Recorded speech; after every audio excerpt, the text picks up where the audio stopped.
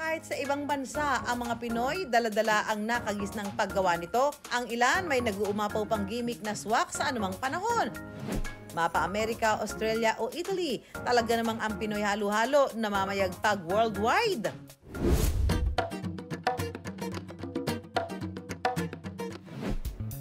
Sa Las Vegas, Nevada, may restaurant na nagsuserve ng halo-halo na sala sa init, sala sa lamig. Literal na flaming hot ito dahil ang ibabaw na parte ng halo-halo, pinapaapoyan. Ang sa akin, sabi ko, paano kaya makikipag-usap tong halo-halo sa tao? Paano sila paano ma-wow? Gamit ang kakaibang likido, ibinubuhos ito sa ibabaw ng halo-halo saka sinisindihan. Taong 2013 nang buksan ni Chef Alex at Josie ang kanilang restaurant. Hanggang ngayon, binabalik-balikan daw sila ng mga Pinoy pati banyagang parokyano. Tayo mga Pilipino, mahilig tayo sa variety. Gusto natin matikman lahat, di ba? Yung halo-halo is like, I think parang sari-sari sila, doon lahat eh.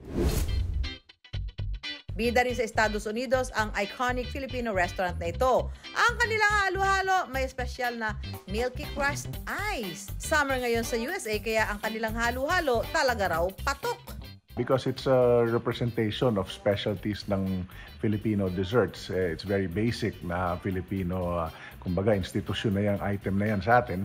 So, syempre, it's a must that we have to promote that even here in the US. Yung mga basic ingredients na yan, sa atin, common yan.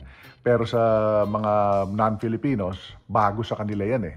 Because of its uniqueness, and alam naman natin, masarap naman talaga to, nagugustuhan, madali nilang napipick up. Bukod sa halo-halo, pwede rin matikman ang iba pang bersyon ng kanilang palamig gaya ng ube makapuno, buko pandan, mais at saging konyelo. Pumunta naman tayo sa land down under, Australia. Ang makulay na food truck na ito, nagsiserve ng halo-halo na may mga classic na sahog. At ang topping, pinasarap raw ng soft serve ice cream. Dito sa Sydney alone, marami ding Filipino restaurants. Pero madalas sila, ang mga tinda nila is ulam. Walang nagfo-focus sa desserts.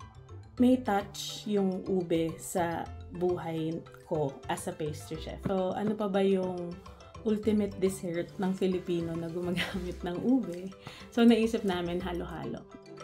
Taglamig man ngayon sa Australia, bentang-benta pa rin at sumasabay sa panahon ang malamig nilang halo-halo. Dito sa Sydney talaga, surprisingly, kung kailan malamig, saka nag-ice cream yung mga tao. Delicious. Bring me back to my childhood. Puntahan naman para magpalamig sa Milan, Italy, ang kainang ito ng mag-asawang Philip at Dorotea Celorio.